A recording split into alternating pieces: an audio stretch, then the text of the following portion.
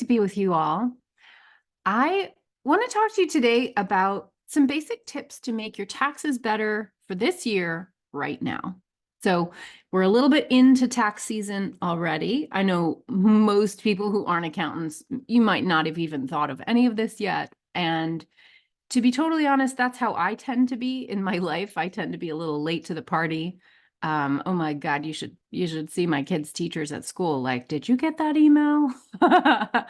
um, so I totally understand where you're coming from if you really have not even thought about your taxes yet. But when it comes to your taxes, earlier is better. Definitively, demonstrably better for multiple reasons. And so I want to give you a little nudge today to get some stuff organized. And I want to give you some concrete tips for things you can do right now and reasons that you might want to do them. Okay. All right. So just a little aside before I jump into that though, I want to just say that I experienced one of the great pleasures of being an artist over the weekend, which is I traded some artwork. And so I got a new piece in my collection and I feel so excited. I like, my gallerist is moving galleries. And so I got a bunch of work back because obviously she had to sort of like clean out her inventory and before she like takes it back again in the new space. And so I just had all this work packaged, some of it, that's quite old. And anyway, so it seemed like a really great moment to talk to other artists in the gallery to see if we could trade. And my friend Colby Caldwell, I will shout him out, who's a really fantastic photographer here. And he also shows in the gallery in DC. He and I traded him a painting for one of his big, beautiful photographs he does sort of like photographs of the Appalachian wilderness, but in a more creative way than straightforward. So this is a huge blown up photo of a shotgun shell casing that is actually this like gorgeous pink color, even though it's a little bit dark. So I just love it so much. And I like curated my living room, took down some old stuff, put up some new stuff, like rearranged the art in the living room this weekend. Oh, I just feel so happy. So anyway, I'm curious if you're an artist, do you trade with your friends? I'm curious if people in other fields do things like that. I'm not quite sure what that would look like if you're a dancer or if you're a massage therapist. I can picture what that looks like, and that would be real nice. But anyway, just wanted to shout out Colby and my gorgeous new piece of art that I'm super excited about. Okay, so today, let's talk about tips to make your taxes better right now. What are just some small things you can do to be more organized and have a less horrible tax experience?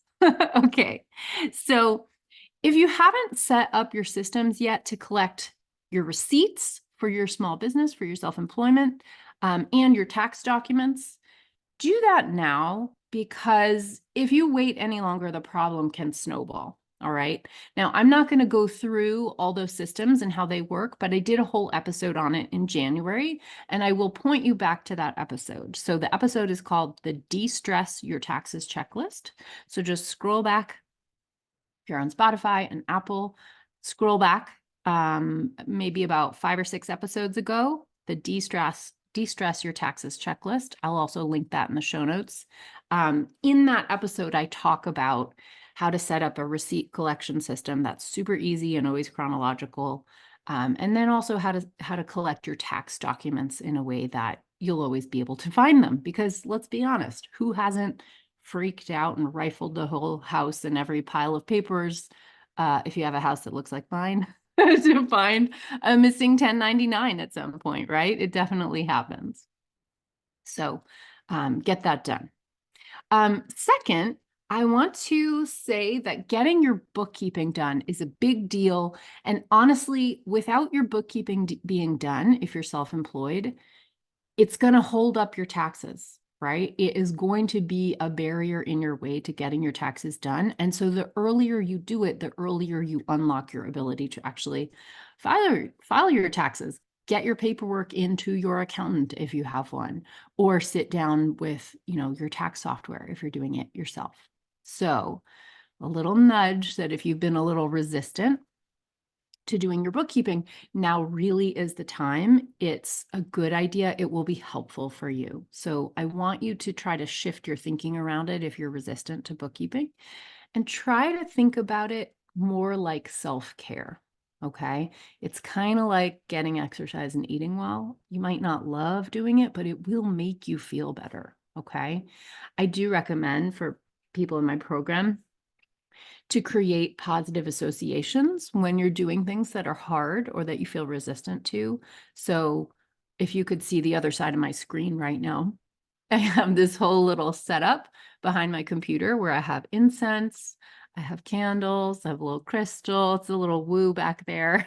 And I clean my desk, I light my candles, I burn some incense, and I put on Beyonce, or I don't know, I've been really into Grace Ives lately. Do you guys know Grace Ives? Love her. If I need to kind of shake my booty in the studio, shake something off, I play with Megan Thee Stallion. She's my favorite dance music. Oh my God, love her. And Leon Bridges, he was my Spotify like #1 most listened to artist. So I'm just shouting out the actual music that I'm listening to. So play some music. Play some music that you love, clean your desk, light a candle, have a delicious coffee or beer, glass of wine, whatever kind of floats your boat. Do some things around your bookkeeping that make it feel kind of nice, so that the next time you sit down to it, your brain associates the nice thing with the bookkeeping. I know this sounds like a funny thing to do, but it really does work. If you consistently do something pleasant at the same time, you will start to actually look forward to it. So this is a way to turn bookkeeping into something that's okay for you if you've been resistant to it. Believe me, I have many clients who write me and say, like, I do the thing that you say and it's really worked. And like, now I do my bookkeeping, I kind of look forward to it. So this really works. All right. So get your bookkeeping done. Super important.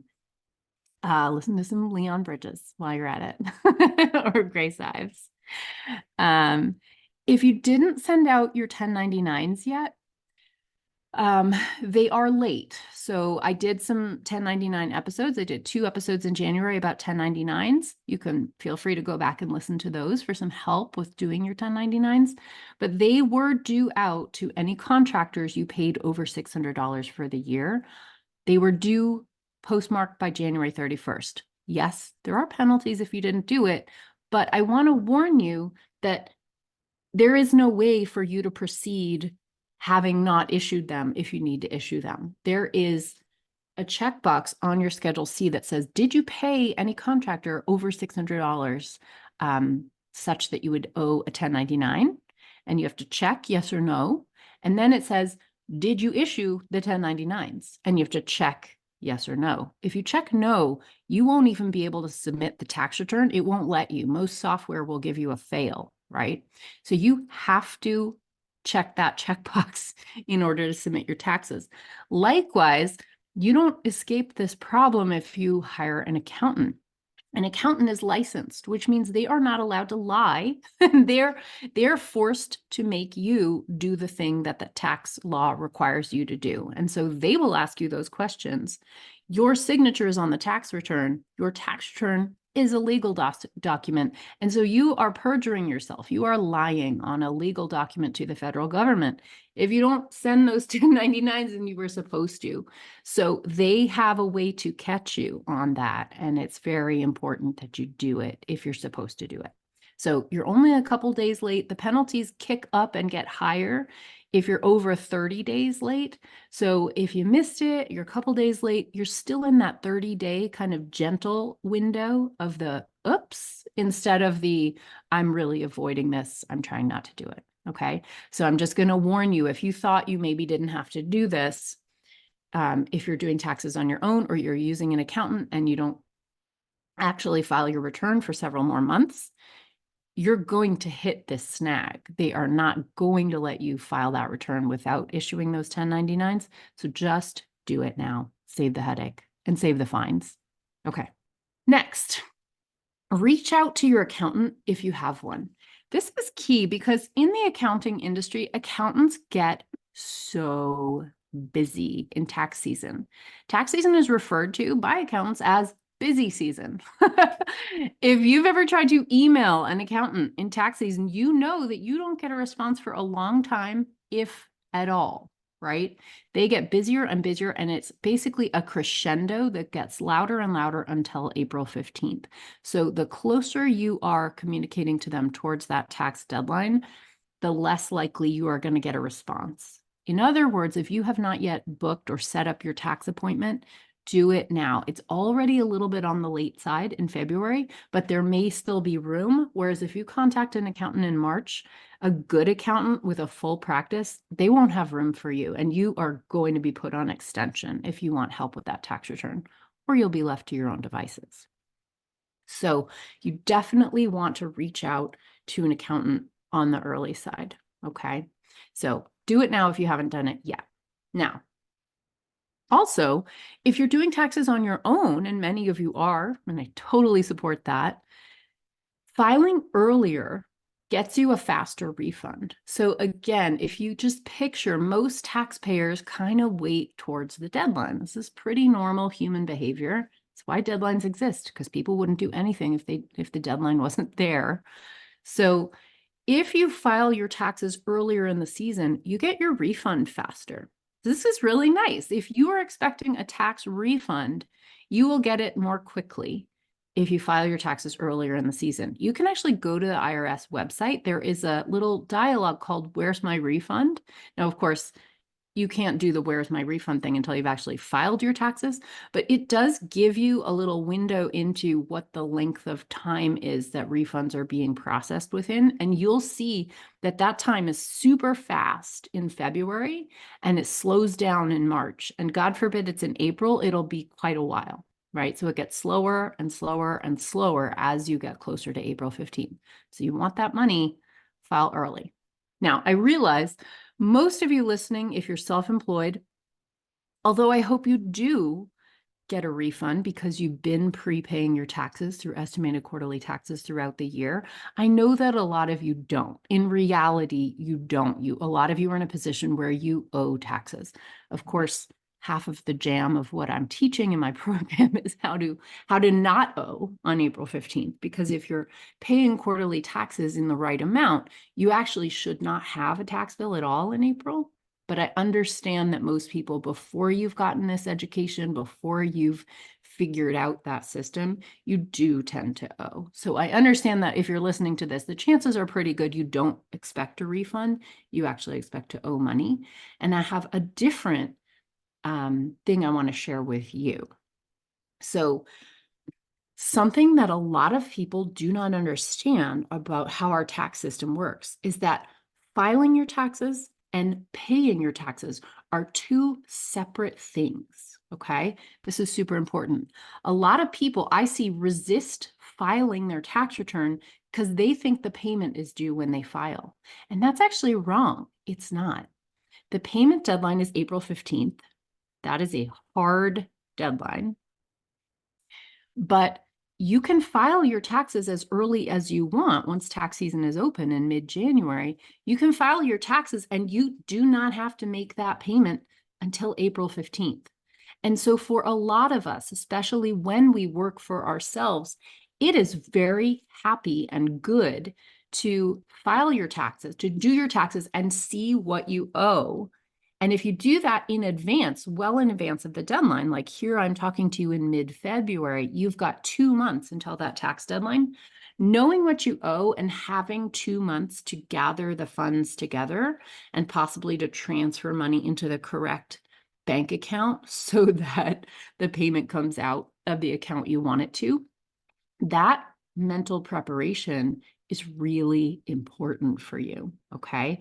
The last thing on earth you want to do is put it off until April 14th. Then you don't even have time to get money into a bank account if you owe more than you thought you did. So knowing how much you owe And having a little time to gather that money is going to really help you. Okay. So you can file your taxes well before the payment deadline, and you still don't have to pay until April 15th.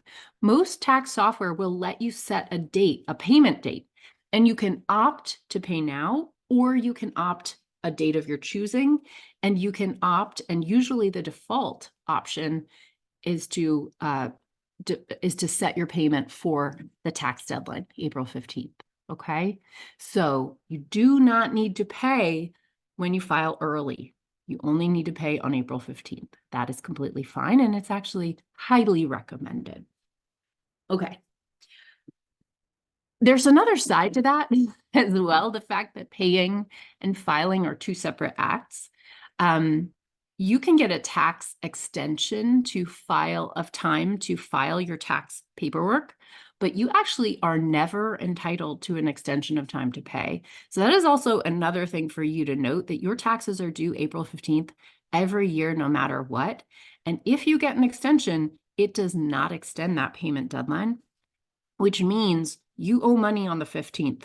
So no matter what, the 15th is the date you settle up with the IRS, right? Even if you get until October 15th to actually file your paperwork, you start accruing interest, penalties, and interest starting April 16th if you have not settled up the full amount that you owe. Now, normally, what you do when you file for extension is you pay what you think you owe. Of course, it's an estimate at that point, because taxes, filing the tax paperwork, is how you actually know the exact number. So you file an estimate of what you pay an estimate of what you think you owe, and your aim is to overshoot the mark that way, because if you overpay, you don't have any interest accruing or penalties. Okay, so that's kind of the goal and strategy there. I'll do an episode on extensions as we get a little closer to April 15th. Okay, so you want to plan for that tax payment now, and it really behooves you to do your taxes early so that you see what that number is and you can plan for it. Okay, and then the last thing I want to mention is the triple deadline. So April 15th is not just the deadline for your tax payment, it's actually a triple deadline. And this can get people in trouble, but knowing it's coming and knowing what it is can keep you out of that trouble. So let me be here now for you to make sure you don't get tripped up by the triple deadline and that you know it's coming. So these are the three things that all have to happen on April 15th, and that will all affect your bank account. 1, your tax payment for the year is due April 15th, no extensions, okay? So you're settling up for 2023 on April 15th, 2024, okay? So if you have a balance outstanding, you owe that on April 15th, by April 15th, okay? Of course, if you overpaid already, you're getting a refund. You're free and easy. You don't have to worry too much. But if you owe, it's due on April 15th. Now, on top of that, April 15th is also the first quarterly estimated tax payment deadline. Okay, so that comes on the same day that your tax for 2023 is due. Your first quarterly payment for 2024 is due on the same day. So that is an additional chunk of money. It's really good for you to have an awareness that that is coming, because a lot of us only plan for one, and that's if we're lucky. Sometimes people don't plan for either of those things. So knowing that those things is important for you so that you can budget the money to be in your account by April 15th for both things. And thirdly, your IRA is due to be funded by April 15th. So an IRA, an individual retirement arrangement, this is something you are entitled to use whether you work for yourself or whether you are a W-2 employee. So it's the individual, means essentially it's outside the workplace. Okay, so this is something you can do independently. So long as your income is under a certain threshold. Those thresholds, you can look up the thresholds for IRAs on any brokerage site like Fidelity, Vanguard. They'll all have a little chart that shows you. So if you're entitled to fund an IRA, there's a really cool item in the tax law that says you can put your maximum, your yearly annual maximum, into an IRA that will count for the prior tax year all the way up until the tax deadline. This is really nice. It's helpful. It's actually especially helpful if you're expecting to get a refund, because sometimes you're looking at that refund and deciding to put it into the IRA, right? So allowing you this grace period of 4 months extra to credit money to your 2023 taxes can actually lower your tax bill, and allow you to put even more money into that retirement arrangement. I'm here to tell you that the tax law around tax advantaged retirement accounts is super beneficial. The more you know about it, the more you're like, oh my God, what a good deal, right? So the thing is, what I see happen all the time to self-employed people like you is that if you didn't plan for the tax bill that's coming on April 15th and the estimated quarterly tax payment that's also coming on April 15th, and you run out of funds, then no matter what your intention was for funding your retirement, funding your FU money, you don't have the money, you don't have the cash to do it, right? So it ends up being you who gets screwed. You use all that money to pay the IRS, and you don't have any left to pay yourself. Okay. So when I say that a general principle to live by when it comes to personal finance is pay yourself first, part of paying yourself first means fully funding your IRA. And that means actually having more awareness of what you owe in taxes, so you know you have the cash you need to fund that IRA. Okay. I hope that that helps you get a little bit organized, see the bigger picture of kind of what's coming, make you a little bit less fearful of doing things early, because really it's all good. Especially those of you who thought that you had to make your tax payment the day you file if you file in February. I know that can create resistance for people where they don't want to file a tax return early. I'm here to say, go for it. File your tax return early. Everything about that is good. You get better service from an accountant because they're less busy than they'll be a month from now. You get your refund faster, all sorts of things. You have a little more time. If you discover that you have a 1099 that's wrong, you have time to go back to the issuer and ask them to file a corrected one. You have some time. You can manage mistakes. You can manage surprises when you do your taxes early. If you do your taxes close to the April 15th deadline, you don't have any leeway. So that's my big takeaway for you now.